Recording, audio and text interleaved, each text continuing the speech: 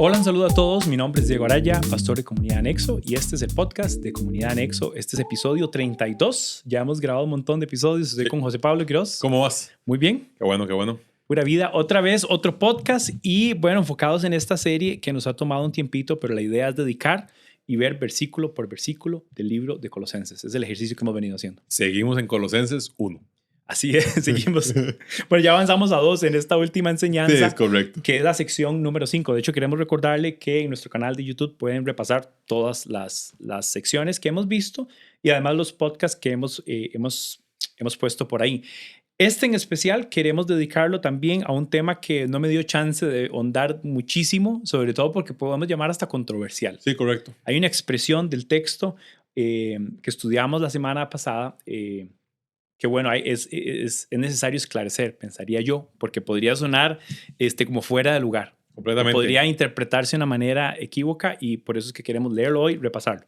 Es el 1.24. Por eso decía que a pesar de que ya salimos, seguimos todavía quedándonos en el 1. Ahí botados, sí. Tenemos una relación muy amorosa con el 1, con el Colosenses 1. Entonces por eso seguimos dándole. Del 1. Así es. Dice el 1.24. Ahora me alegro en medio de mis sufrimientos por ustedes y voy completando en mí mismo lo que falta de las aflicciones de Cristo. Frase controversial. Voy completando en mí mismo, otra versión dice en mi carne, lo que falta de las aflicciones de Cristo en favor de su cuerpo, que es la iglesia. Si lo lees así en un momento inicial, y así sin solito. contexto, así solito, usted lo pasa, usted dice, ok, Cristo parece que tuvo unas aflicciones y eso logró algo, pero le faltó. Y que Pablo le ayudó en este caso. Y Pablo está haciendo eso. Y lo está haciendo en su carne. O sea, Pablo está sufriendo lo que le faltó sufrir a Cristo. Sí. O sea, como que Cristo sufrió un poco, sí, y todo, pero no sufrió todo lo que había que sufrir. Entonces viene Pablo. Había que ayudarle. Había que ayudarle, exactamente. Sí.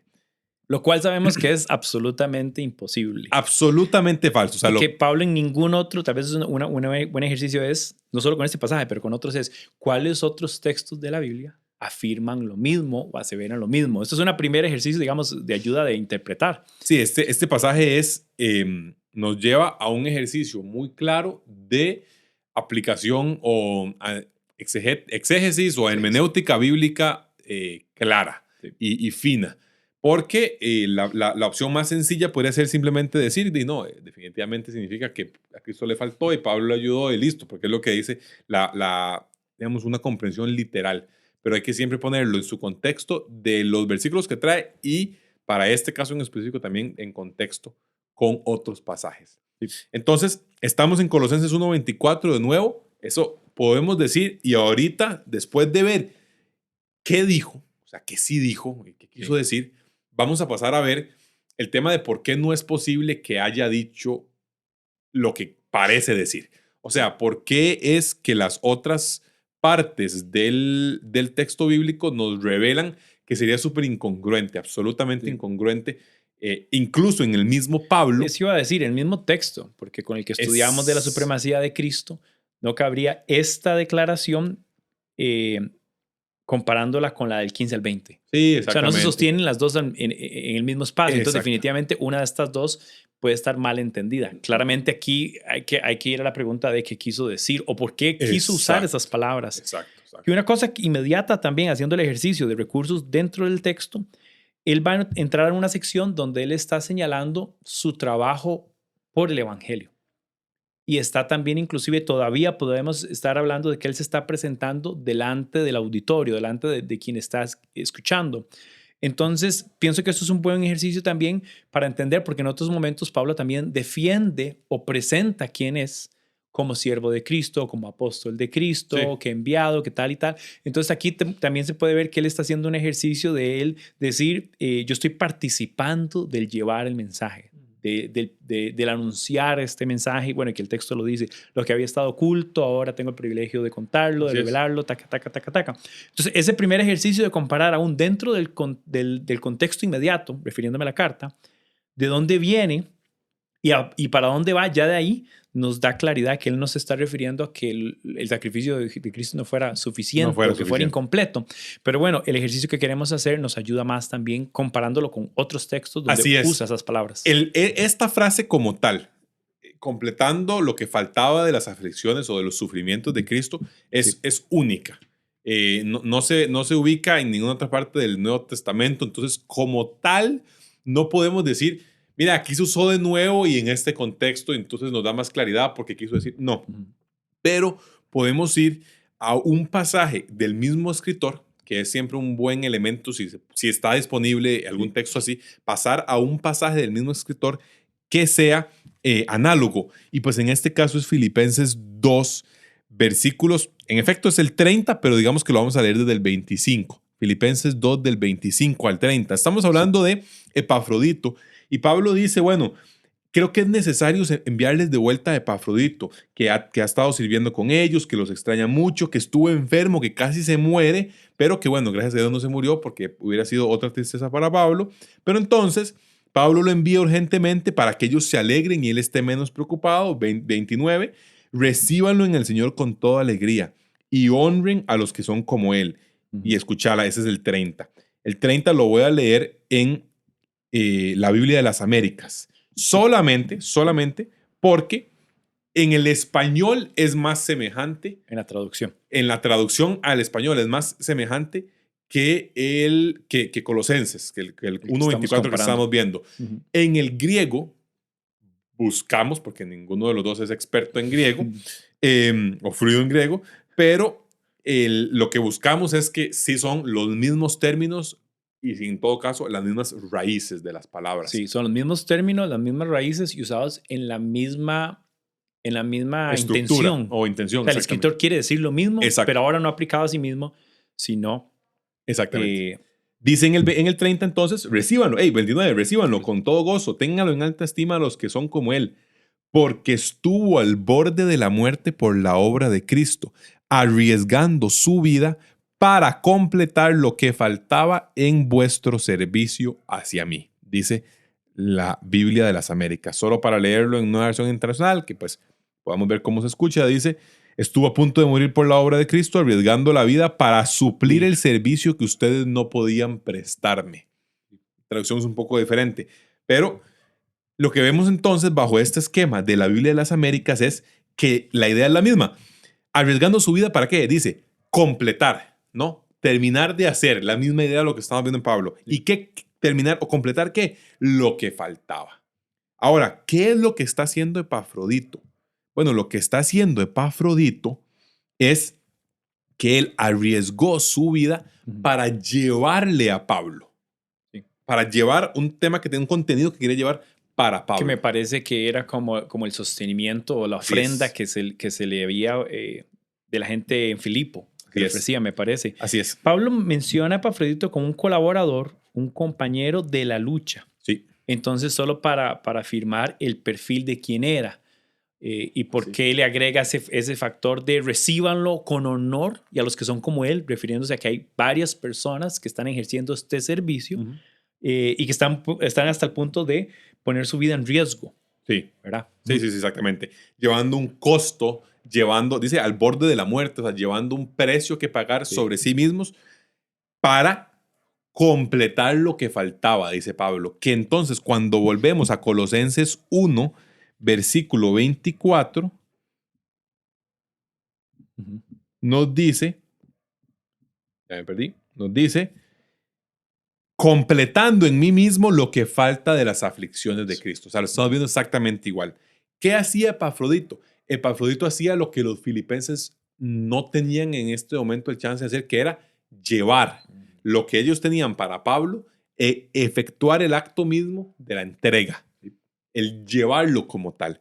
Cuando vemos entonces a Pablo haciendo esto con las aflicciones de Cristo, ¿qué es? Y él lo hace, no lo hace en general, lo hace en favor de alguien, así como Epafrodito lo hizo en favor de Pablo, por los filipenses. Para el beneficio de. Para el beneficio de Pablo. Pablo en Colosenses 1:24 dice lo que falta de las aflicciones de Cristo en favor de su cuerpo, que es la iglesia. Y acto seguido va a comenzar a narrar lo que explicabas vos en la enseñanza pasada. Lo que está sirviendo. Servicio. Estoy sirviendo, estoy aconsejando. Proclamando, estoy decías. enseñando, estoy proclamando, estoy animando. Así es. Lo cual todo está asociado con hacer el envío, el delivery del mensaje. Así es. ¿Verdad? Pablo es el chavalo de Uber ¿verdad? Con el paquete, sí. que ni siquiera lo hizo o lo preparó. Está haciendo la entrega de algo que alguien completamente... Esto es una barbaridad de comparación, ¿verdad? Sí. Una entrega de Uber con el sacrificio de Cristo, pero se entendió. En algún lado Pablo se está revolcando en la tumba por escuchar su analogía con Uber Eats o Uber Flash. Lo que quiere decir con esto es... él no está diciendo que el mensaje es él o algo que él hizo a favor de nadie. O que él esté sumando al mensaje. Ajá, el mensaje es el que es. Y de hecho, otra vez anteriormente habla del mensaje de Cristo y del evangelio que le es revelado por la muerte de Cristo, que taca. O sea, tenemos dentro del texto también claridad de que él sabe qué es el evangelio. Y no le está agregando. Pero sí lo que está diciendo es que he estado dispuesto a sufrir para animar, proclamar, enseñar, llevar, aconsejar, o sea, todo lo que implica ese servicio que ahora hablábamos también de corte misional. Sí. En el caso de Pablo podemos afirmar de corte apostólico. Con la autoridad también. Al final de cuentas es un enviado también. Tal cual, enviado. Sí, no, entonces, aflicciones de Cristo, bueno, las aflicciones de Cristo fueron suficientes. ¿Cumplen todo lo que necesitaba? Sí. De hecho, estaba pensando que en el 2, él va a mencionar que en Cristo están escondidos todos los tesoros de la sabiduría y del conocimiento, ¿verdad? Lo mencionabas en la enseñanza pasada. Ese nos habla nuevamente de esa plenitud. En el podcast pasado hablábamos de plenitud de Cristo. O sea, con esa cristología tan clara, es evidente que Pablo aquí no estaba diciendo, sí, gran cristología, pero era que a Cristo le faltaban los sufrimientos, voy a llenarlo yo. Sino que lo que está diciendo es, Cristo llevó todos esos sufrimientos y decidió, muy conscientemente, entregarle a su iglesia, en este caso a él como apóstol en específico, ya hablamos de apóstol al inicio de esta serie, ¿verdad?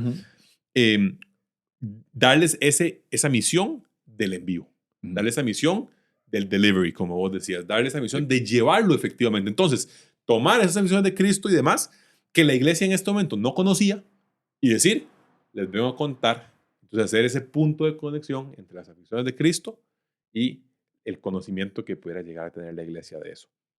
Y eso es. Y es la cosa que es complicado, ¿verdad? Como uno podría como cuestionarse, ¿por qué uso esas palabras? Sí. ¿Verdad?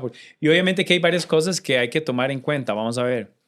Ese trabajo misional o ese perfil es tan nuevo como ellos haciéndolo por primera vez tal cual. Para uno tal vez sería más fácil llegar y decir, yo solo soy un mensajero, soy un misionero y solo lo traigo. Y usar palabras tal vez que separen más entre el contenido y el que lo envía. Y otra vez, esas son las palabras que él decidió escoger. Yo creo que como para darle un énfasis del costo que tenía. Pero bueno, esa es la salvedad que queremos hacer usando la comparación de estos dos textos, cómo las palabras son las mismas, empleadas con la misma intención en dos personas. Y cómo, vamos a ver, cómo debemos entenderlo con la claridad de que nunca podríamos afirmar la insuficiencia o que Jesús no haya hecho un trabajo o una obra completa en su sacrificio, en su muerte, en su resurrección o en su enseñanza o en su forma de revelar al Padre, sino que esto es pleno y completo y suficiente en Cristo. Que nos lleva, de una vez a pensar entonces en que no dijo, y es eso que acabas de decir, que no dijo Pablo. Pablo no dijo que el sacrificio de Cristo no era suficiente. En ningún momento, todo lo contrario. Entonces queremos destinar el resto del podcast, porque solo llevamos muy pocos minutos y no puede ser que tenemos que hablar más. Hay que hablar más. Entonces, la segunda sección, habiendo zanjado ya ese Colosenses 1:24, que lo conversábamos entre nosotros, era mejor dejarlo para un momento en el que se le pudiera dar una discusión clara y plena y no tener que correr en la enseñanza del domingo pasado solo para poder... En especial porque no era tampoco necesariamente tan práctico. Exacto. Tomar tiempo para solo aclarar. Exacto. Entonces, literalmente, exactamente, como decís, es aclarar.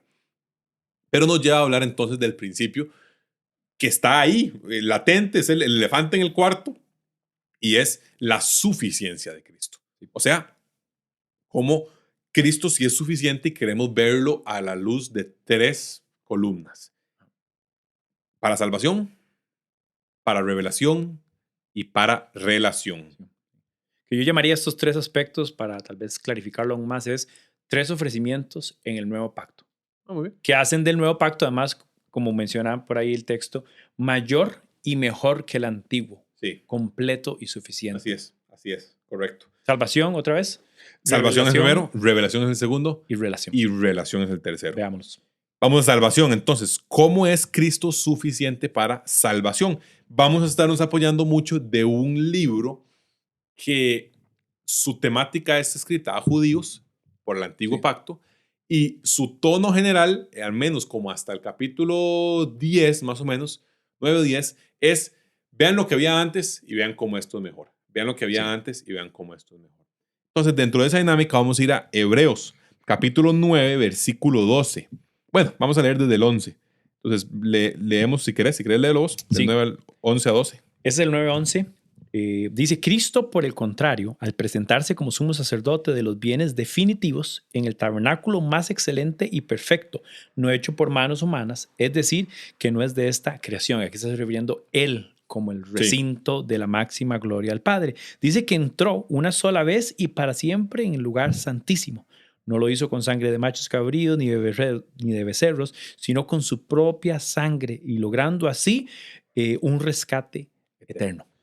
Hay que tomar en cuenta algunos elementos importantes. Desde luego, la idea del sumo sacerdote está refiriendo a el momento, digamos, la celebración judía del Día del Perdón, del acto del Yom Kippur, como aquí hay un montón de elementos que hay que sobreentender. Sí, exacto. Entonces, muy brevemente, solamente los mencionamos, ¿verdad? Ese acto del Día del Perdón, en el cual el sumo sacerdote entraba al lugar santísimo una única vez al año, completamente limpio, para pedir perdón por los pecados del pueblo frente a Dios y para poder llevar a cabo la expiación como tal, ¿no?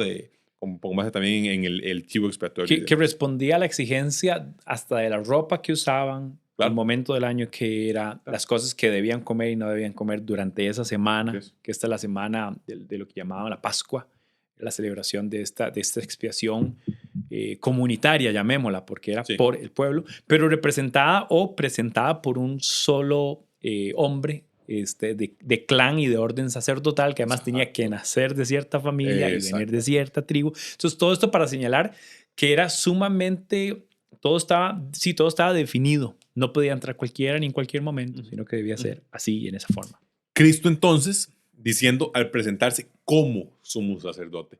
Hebreos en algún momento, solo pie de página, lo va a destacar como un sacerdote diferente, un sumo sacerdote diferente de todo de otro orden. De otro orden, completamente. Que ahí menciona a Melquisedec. Así es. Tema para otro podcast, por cierto. 7 podcasts sobre Melquisedec. Por favor. Pero entonces dice, él al presentarse como sumo sacerdote en el santuario más excelente y perfecto, el que no fue hecho por manos humanas, o sea, el que no es una imagen de lo que estaba hecho. Cuando Dios le da a Moisés el tabernáculo, le dice es una imagen de lo que en algún momento harás mejor. De hecho, el templo de Salomón también pretende ser como esa imagen. Sombra de, exactamente.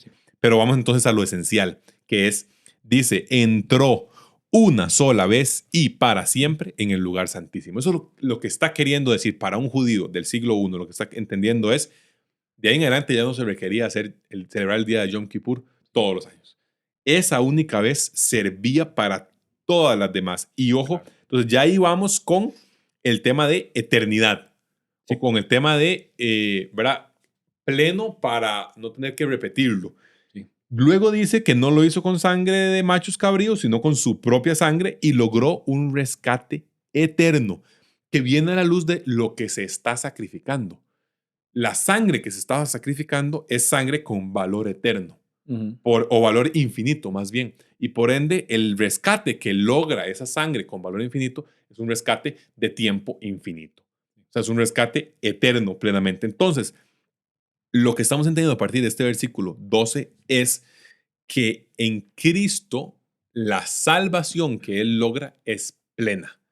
Es decir, logra una salvación que puede ser, que en efecto logra un rescate. Eso es lo primero. En efecto logra el rescate. O sea, es efectivo. Lo hace efectivo. Lo hace efectivo, exacto. Es un sacrificio grato. Exacto. acepto, dicen por ahí, que era parte también de la tradición Claro, y de las las ofrendas. especificaciones judías a la hora de ofrecer los sacrificios y los holocaustos y Exacto. todo. Sí, las ofrendas como tal, exactamente. Él, él lo hace, entonces, primero, es efectivo, como bien decías. Lo segundo es que es único. O sea, no se requería replicar. No había repetición. Exactamente. Y lo... creo que es tercero. Dos, es que es único. Tres, es que es eterno. Eterno. Para siempre. Una vez y para siempre. Entonces está logrando todo lo que requerís para que la salvación de aquellos pueda ser completa, que es únicamente una vez, Ujú. para siempre, eterno, y que estuvo bien Y hecho. acepto. Exacto. Grato. O sea, porque si te falta cualquiera de las tres, pues tal vez fallaste. Si hay que estarlo repitiendo, pues cuando se repite, Tenía funcionó, no caducidad. funcionó. Exacto. Ujú. Si no es eterno, de cuando se acaba, estás en problemas. ¿Verdad? Se venció el queso y ya, es que queda malo, ya llegó Sí. la caducidad. Una forma de verlo que me lo han explicado a veces es que en el Antiguo Testamento el rito de expiación de pecados cubría el pecado, Sí. pero lo que Jesús está haciendo es erradicando con él, o Quitando el pecado. borrando el pecado, Borrando. quitando. Entonces la diferencia entre cubrir y quitar. Jesús Sí. es el sacrificio perfecto, pleno y eterno que quita, no que cubre el pecado. Porque además paga suficiente, paga el castigo, la pena, y cumple o satisface con la justicia de Dios. Que Dios no puede quedarse, siento que es un Dios justo, no puede quedarse con el perdonar de un pecado que nadie está cumpliendo una pena. Así es. Ese es Cristo como objeto sustitutivo. Así es. ¿Verdad?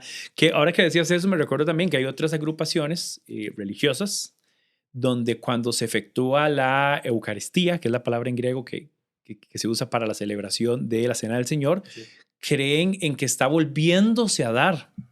Por eso hay que, vamos a ver, hay un montón de tradiciones y un montón de cosas que hay que examinar de los contextos que tal vez nos anteceden. Estoy hablando de la cultura, digamos, también histórica, católica y trasfondo que cualquier latinoamericano va a tener, ¿verdad? Porque se cree a veces en la idea de la transustanciación de los elementos a la hora de la cena del Señor.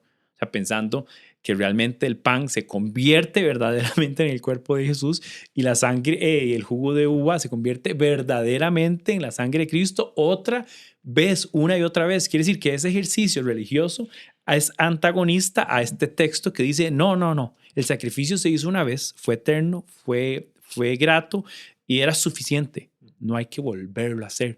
La cena del Señor, desde el orden que nosotros lo efectuamos, es una celebración, una proclamación, un tema de esperanza y un tema de anticipación de algo que ya fue efectuado y efectivo una vez a favor de nosotros. Una vez. Así es.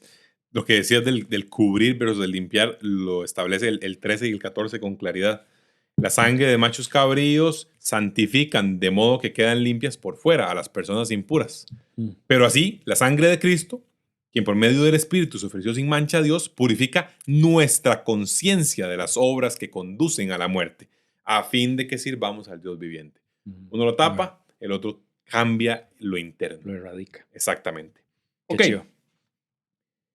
Entonces, sabemos que Cristo, en cuanto a salvación, hace o logra una salvación que entonces es por un acto Completa y único, suficiente. completa, suficiente. Vamos a Sí, ver señor. entonces unos pasajes adicionales para ver esto en Pablo, Ujú.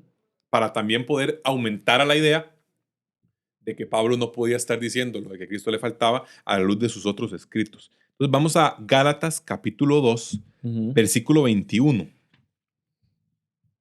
Gálatas está hablando fuertemente acerca de la ley, acerca de las obras, el rol de las obras dentro del tema de la justificación, la salvación como tal. Y entonces Pablo dice, ya yo no vivo, sino que vive Cristo en mí. Y después dice, en el 2:21, no desecho la gracia de Dios. Si la justicia se obtuviera mediante la ley, Cristo habría muerto en vano. Eso es lo que nos está diciendo es que no desecho la gracia de Dios si la justicia, si yo pudiera ser salvo, si pudiera estar bien con Dios. Cuando Pablo habla de justicia en este sentido, está hablando de ser justificado. O sea, está hablando de ser salvo, nacer de nuevo, de ese proceso. Pero, digamos, específicamente de la justicia, Lo que está hablando es de el llegar a estar bien con Dios. Si pudiera cumplir el estándar de Dios por la ley. Exactamente. Si yo pudiera hacerlo por la ley, para nada habríamos. Cristo hubiera sido innecesario. Y eso nos habla de que entonces esa salvación es tan suficiente por Cristo que es 100% Cristo, 0% nosotros. Sí, que es la manifestación de la gracia. Así es. Si es completa, si es suficiente y es perfecta, no hay nada que podías haber hecho para obtenerla. Solo podrías recibirla. Exactamente. Si nosotros quisiéramos sumarle un 1%, es decir, Cristo 99 y nosotros 1, Sí. un 1% estaría haciendo que sea en vano lo de Cristo. Totalmente. ¿Es 100 o es nada? Sí. Para la muestra, un botón. Vamos a Gálatas 5:2, Sí. que dice, escuchen bien, yo Pablo les digo que si se hacen circuncidar, Cristo no les servirá de nada. O sea, Claro. si usted le quiere sumar un 1%, que yo diría que la circuncisión es más que un 1%, pero si usted quiere sumarle un 1%, Cristo no les servirá de nada. Que bueno, sobre todo ahora que mencionas Gálatas, es un tema de gracia.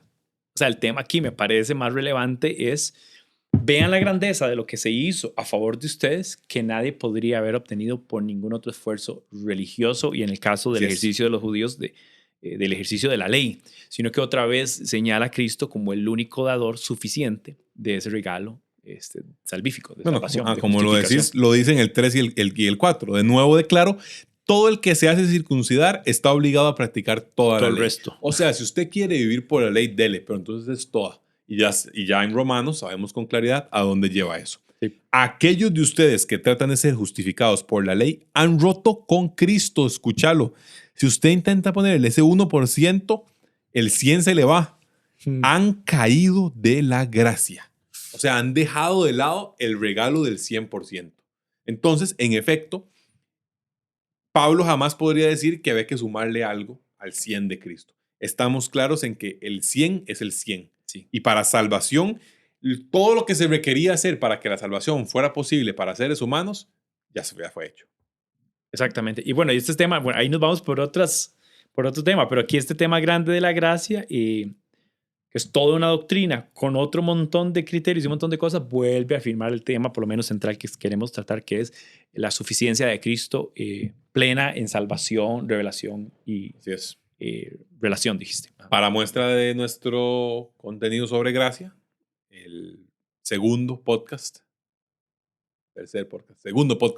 sobre Colosenses, en el que hablamos de la gracia de Dios para definir el concepto y su aplicación. Sí. Suficiencia de Cristo, en primer lugar, vista a la luz de salvación. Sí. Segundo lugar, vista a la luz de la revelación. Y ese es un temazo realmente porque cuando hablamos de revelación, hablamos de cómo Dios se fue revelando poco a poco a las personas. Entonces, Abraham no lo conoció de la misma manera en la que lo llegó a conocer Daniel, porque lo que tuvo Daniel en cuanto a insumos fue mucho mayor que lo llegó a conocer Abraham. Abraham tuvo realmente poco. Y lo mismo aplica para quienes vivan en el nuevo pacto, en relación con quienes vivieron en el antiguo pacto.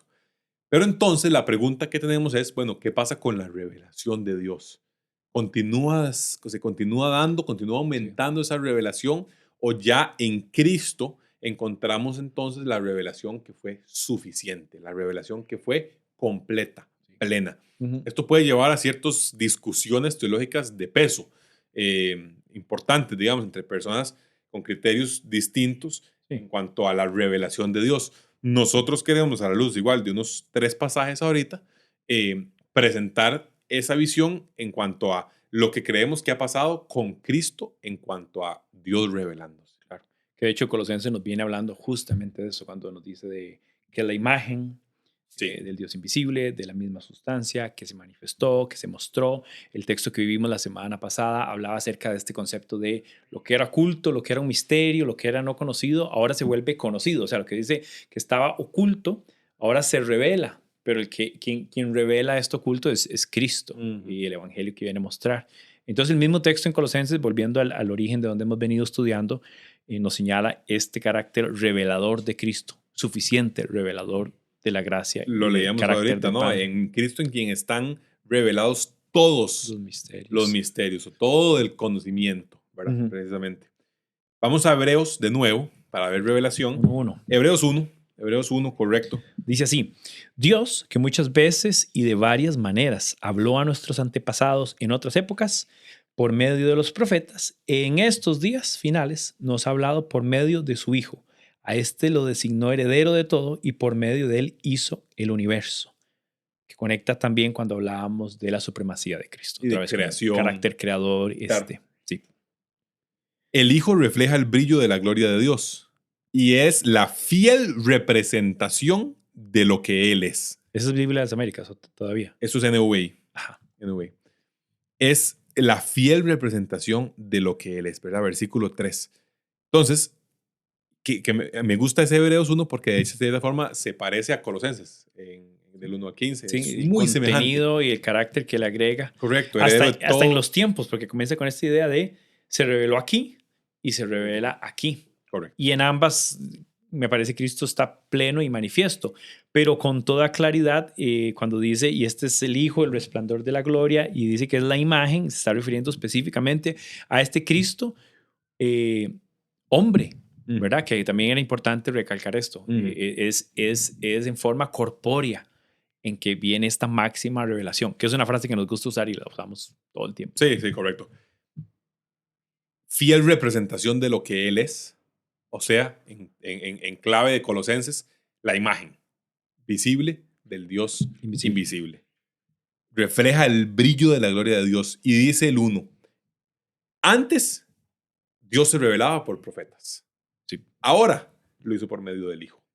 El Hijo es el cumplimiento de esa revelación paulatina que fue llevando Dios para dar a conocer a su pueblo quién era, en lo que el pueblo requiera conocer y pueda conocer. Lo hemos dicho en varias ocasiones, sí. Dios no ha revelado todo lo que es, sería imposible sostenerlo, mantenerlo, pero lo que requiere en el Hijo, lo que se necesita. En lo que se necesita, gracias, cumple esa revelación, ¿verdad? ¿Por qué? Porque es la fiel representación de lo que Él es. Eso lo que quiere decir es que si fuera una pintura, es la pintura completa.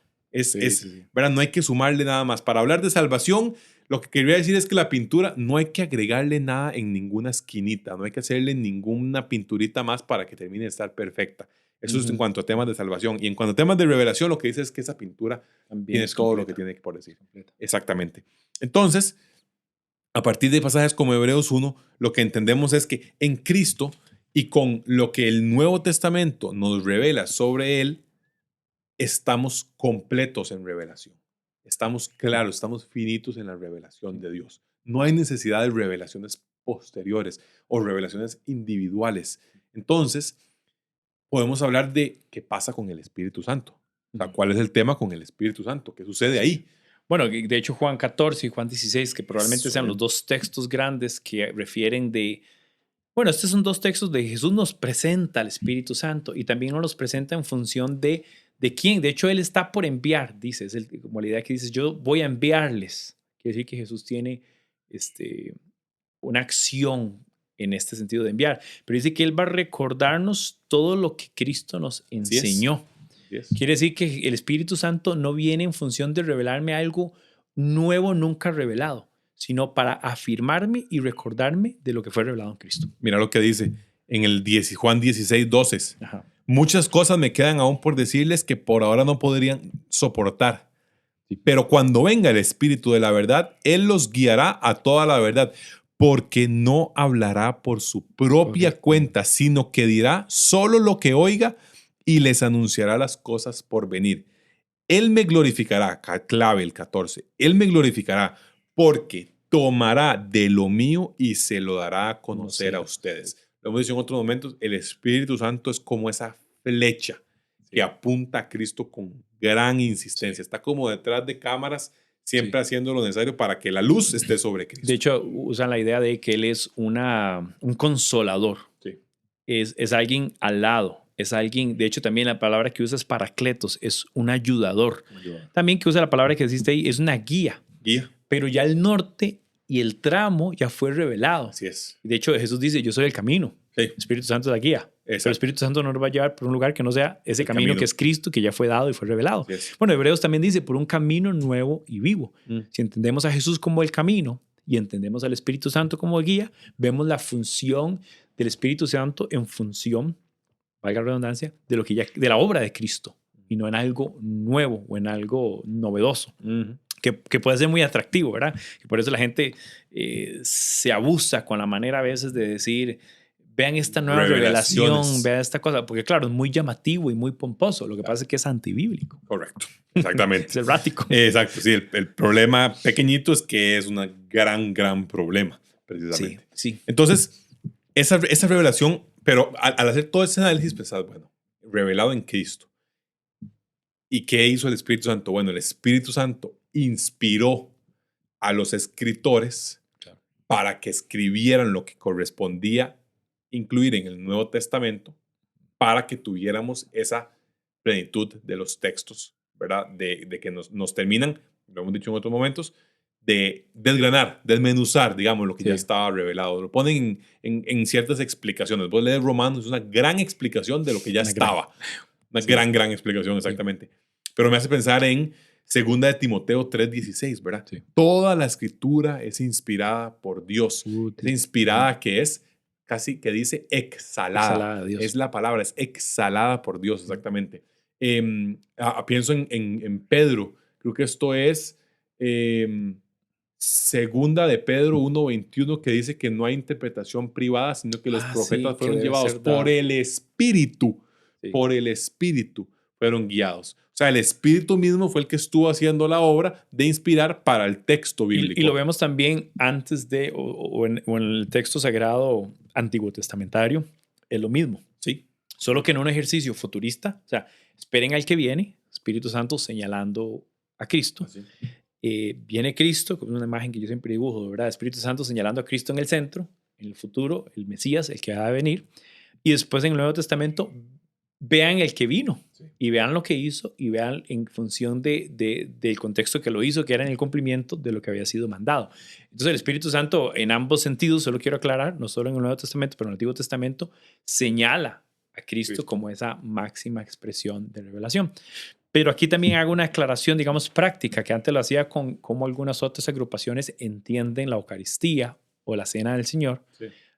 Hay agrupaciones también que se atribuyen oráculos nuevos, así es como le llaman, oráculos o nuevas revelaciones, que algunas las documentan en revistas o las documentan en libros y dicen esto es lo último que dijo este grupo de personas que está más cerca y más conectado que Dios y por eso le reveló. Claro. Y cuando esas cosas nosotros las escuchamos, tenemos que poner el sospechómetro y decir, esto no suena mal. Esto no puede ser, porque no hay nada más revelado al hombre que ya lo que ya fue dado y manifiesto en Cristo. Que nos lleva a la pregunta, ¿Dios nos habla hoy? Sí. O sea, Dios se cayó, o sea, es un Dios que está callado, habló está por fónico. Un tiempo, exacto, y luego se está tomando un tecito para luego volver a hablar, lleva casi 2000 años de estar ronco, jamás de la vida.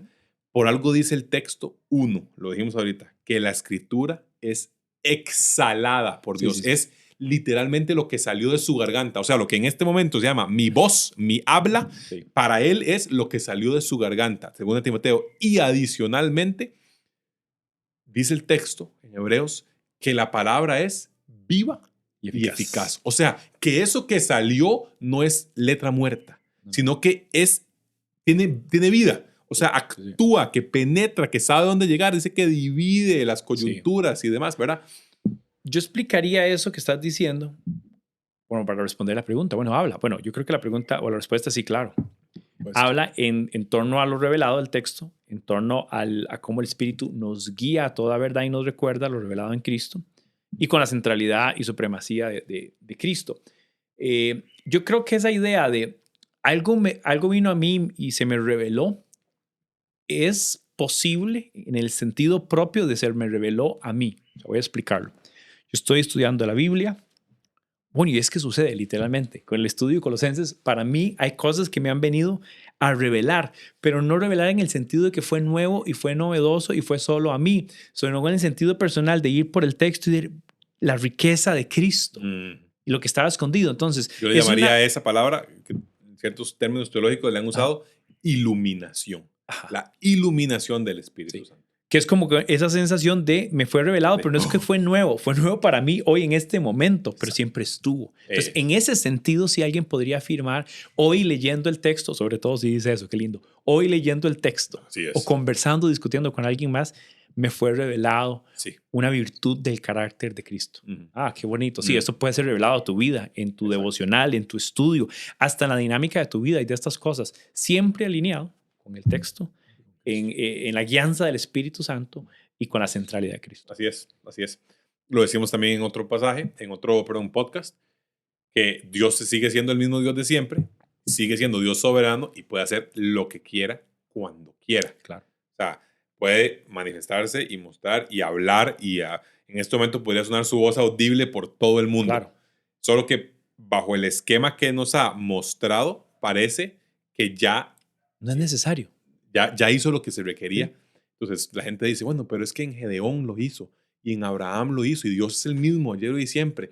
Claro, pero entender que eran momentos de la historia redentiva diferente. Pensar que hoy estamos en el mismo momento que Gedeón en cuanto a revelación es agarrar el 75% de la Biblia y cortarlo y nada más leer hasta Gedeón, que está en Jueces, ¿verdad? Y puede ser una apreciación medio ingenua, pero es como restarle valor a lo revelado en Cristo. Así es. Sin la intención, porque claramente la persona no está diciendo que no tenga valor, pero esta perspectiva entonces cuestiona, pero bueno, entonces, ¿no es esto suficiente? Y pensando de cierta forma, casi que añorando que Dios hablara a como le habló a Abraham o a como le habló a Moisés, con voz audible, en una zarza, con una voz de no mates a Isaac, ¿verdad?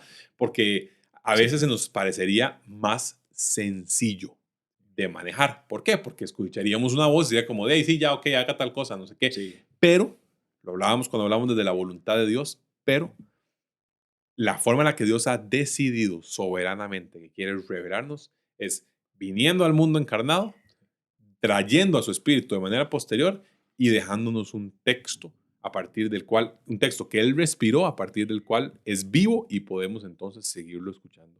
Sí. Yo argumentaría eso, tal vez para cerrar con esto y ir al otro punto, que todas estas manifestaciones sobrenaturales y magníficas que vemos en el texto antiguo estaban en función de que viniera lo revelado. Muchas veces nosotros queremos estas cosas magníficas y sorprendentes para decisiones de nosotros cotidianas que nada tienen que ver con algo que vaya a ser revelado. O por puro gusto de lo metafísico. Exactamente. Entonces es como, ¿en qué sentido puedo comparar aquel tiempo con este? Si aquello todo está en función de Cristo y si ya Cristo vino, ¿por qué Dios habría de detener el tiempo y el espacio para hacer algo fabuloso aquí, para confirmarme a mí si debo comprar un carro rojo o blanco o azul? Pero es el ejercicio, ¿verdad? ¿Cuál universidad voy? ¿Por qué no se paran las nubes y Dios baja? Es porque es irrelevante para lo revelado, porque ya fue dado y está en Cristo. Entonces también hay que entender en función de aquello, qué pasó y por qué pasó. Y por cierto, fue por Cristo, porque era el que había de venir. Precisamente. Listo. Salvación fue el primero, revelación fue el segundo que vimos. Sí. En cuanto a Cristo es suficiente para la salvación. Lo que hizo era lo que se tenía que hacer para la salvación. Una única vez, eternamente. Suficiente. Revelación, lo que Cristo reveló, quién Él es, su revelación, y lo que propició, que era la llegada del Espíritu Santo, que inspiró después a los escritores del Nuevo Testamento para terminar de apuntarnos, explicarnos estos puntos, fue suficiente. Pero también Cristo nos propicia de manera suficiente la relación que podemos tener con Dios. ¿Por qué? Porque Él funge, lo decíamos, como sumo sacerdote. Pero es un sumo sacerdote muy particular. Y queremos ir nuevamente a Hebreos, capítulo 4. Vamos a leer del 14 al 16. Sí. En este Hebreos dice, por lo tanto, solo para acotarlo, el 4.12 es el que habla de que la palabra de Dios es viva. Por si alguien abrió su Biblia, nada más vea un poquito para arriba, ahí está ese versículo. Por lo tanto, dice el 14, ya que en Jesús, el Hijo de Dios, tenemos un gran sumo sacerdote que ha atravesado los cielos. Wow. Esencial, exacto. ¿A dónde fue, precisamente? Sí, enviado del clan, es que de Dios. Exacto.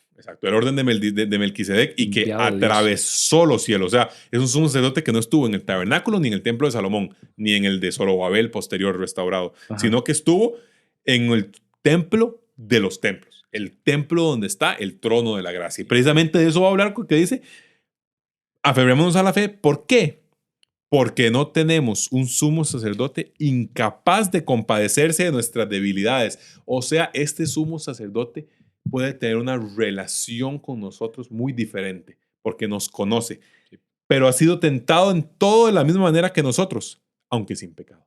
Eso habla que todo mundo puede relacionarse con él porque toda tentación que haya sucedido, él la conoció. Y es el único sumo sacerdote que tiene pleno entendimiento de lo que el ser humano se ha perdido. Así que era algo que ningún sacerdote, por más que quisiera acercarse a esta experiencia, ninguno fue al cielo. Claro, pero viene alguien del cielo que dice, esta es la plenitud en la que el Padre vive en unidad con el Hijo y el Espíritu, y viene y se encarna para con claridad de la realidad del hombre y la plenitud de Dios manifiesta en él, entonces entender por qué tiene que ejercer ese rol de intercesor, de intermediario, de suficiente mediador. Dice el 16, así que acerquémonos. Aquí viene el tema de relación, ¿no? Para nosotros. ¿Qué hacemos? Acerquémonos confiadamente al trono de la gracia, con imágenes aquí, ¿verdad? Como de, no digo que lo sea específicamente, pero como de ese Daniel 7, del trono que ve, donde está sentado el anciano de días, ¿verdad? El trono de la gracia para recibir la misericordia y encontrar la gracia que nos ayuden oportunamente. Cristo, entonces, es el mediador de un nuevo pacto a partir del cual es suficiente lo que Él hizo para nuestra relación. Es decir, para que podamos tener relación con Dios, lo único que requerimos, lo único que es suficiente, es Cristo como sumo sacerdote. O sea, eso nos lleva de una vez a varias otras consecuencias. La primera es ningún otro mediador.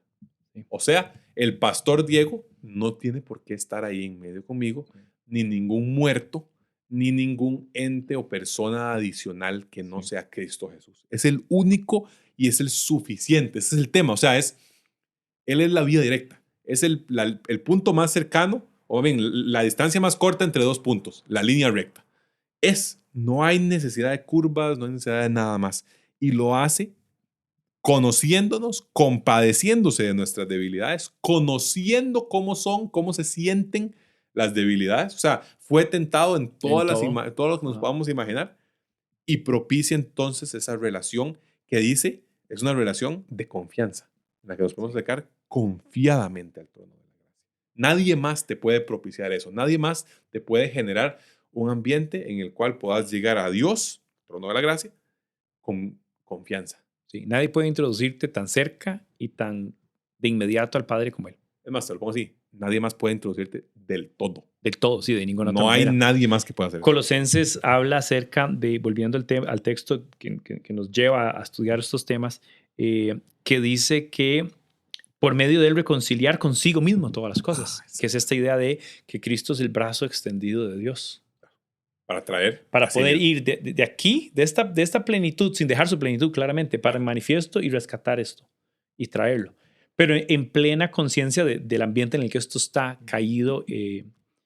Entonces me encanta porque vuelve a conectar con esta idea de la plenitud de Dios manifiesto en Cristo y como uno que vino a reconciliar, dice que vino a poner la paz y la enemistad que existía entre Dios y el hombre. Tendió un puente, abrió la puerta, abrió un camino. Él dice que cuando Juan el Bautista refería a Cristo, hablaba de que viene el reino de Dios, que es literalmente Cristo, el reino de Dios.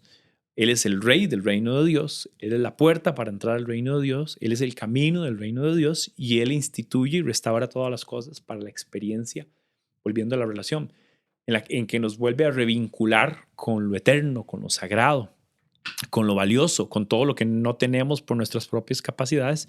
Y me gusta que vuelve, el tema de la gracia es muy recurrente claramente, ¿verdad? Porque dice que nos acerquemos al trono de la gracia para hallar la gracia. Exactamente. O sea, llegar al lugar donde está, que de ahí fluye.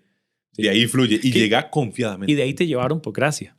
Exactamente. O sea, te llevan por gracia al trono donde hayas la gracia y recibes gracia. Exactamente. Es lo dado por Dios. Exactamente. Y eso nos lleva entonces, habíamos hablado de salvación, que es un momento en nuestras vidas que se hace efectivo una vez y para siempre también. O sea, en lo que la salvación, lo que nacemos de nuevo, pues realmente sucede a partir de ese momento y ya no es como que hay que estarla pulseando de nuevo.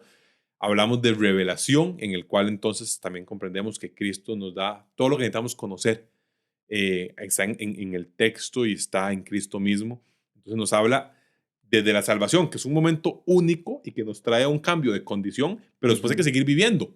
Y ese seguir viviendo lo hacemos a través de la revelación que está en Cristo. O sea, si tu tema es de conocer, entonces ahí está toda la revelación, conocer, entrar en todo lo que puedas. Y si se trata de relacionarse, o sea, se trata de la parte más de vínculo, también es a través de Cristo, entonces, que es suficiente para generar ese vínculo con Dios. O sea, no solo nuestro nacimiento de nuevo está asegurado en Cristo, sino que nuestra vida posterior. Nuestro proceso de santificación sigue arraigado, sigue conectado en Cristo.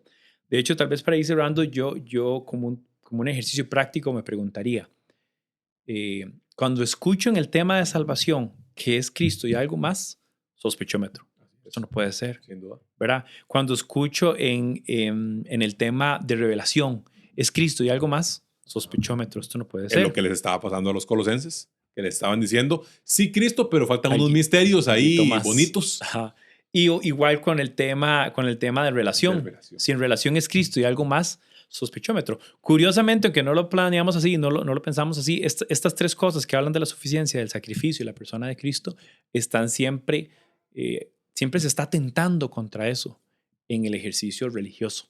Porque lo religioso casi siempre nos da esta tendencia de, sí, es esto, pero hay que hacer también A, B, C y D. Entonces es como, bueno, ¿es suficiente o no? Porque habría que hacer esto y esto y esto y el otro. Que es nada más como una aplicación tal vez práctica de por qué esto que estamos hablando todavía tenemos que ir y examinarlo nosotros en lo que creemos y en lo que practicamos y hasta en lo que damos a entender o enseñamos a otros es relevante. Me es muy fácil pensar en diferentes tendencias de pensamiento, aún dentro del mundo evangélico, voy a llamarlo así, claro, que atentan con estas tres características del ofrecimiento de Cristo y que yo creo que describen además este nuevo pacto. Porque otra vez, volviendo a hacer el ejercicio, estas tres cosas en las que Cristo es suficiente y es máximo, son cosas de las que la ley parece carente. Sí. Porque un ejemplo de esto tenía un carácter universal en Cristo. Suficiente y universal. No así la ley. La ley no. ¿Verdad? Igual con el tema que decíamos que cubría pecado, pero aquí quita pecado. Revelaba plenamente, aquí la ley no revelaba parcialmente. Veis que la relación del pueblo con Dios no existe. Lo que hacía era una intervención siempre que era atribuida a Dios nada más. O sea, era como unidireccional, unilateral, un momento específico, un trato con una persona específica y se acaba. Entonces, aún esa comparativa también es bastante relevante para decir lo que estamos viviendo en Cristo es la máxima de lo que el Padre nos ofrece y es suficiente en su Hijo y no hay que agregarle nada más. Muy bien, que es la máxima general de Colosenses. Jesús más nada es igual suficiente. Suficiente. Por sí solo. Este ha sido, voy a hacer esto que nunca hago yo, el episodio número 32 del podcast de Comunidad Nexo. Sí. Pastor Diego Araya, José Pablo Quiroz. Nuestra próxima reunión, 1 de octubre, 10 a.m., Hotel Palma Real, como siempre, en la Sabana Norte. Y los instamos a que compartan este podcast con las personas que ustedes consideren correcto. Y nada, pues por el momento nos despedimos. Gracias por escucharnos. Sí, muchas gracias. Saludos. Bendiciones a todos.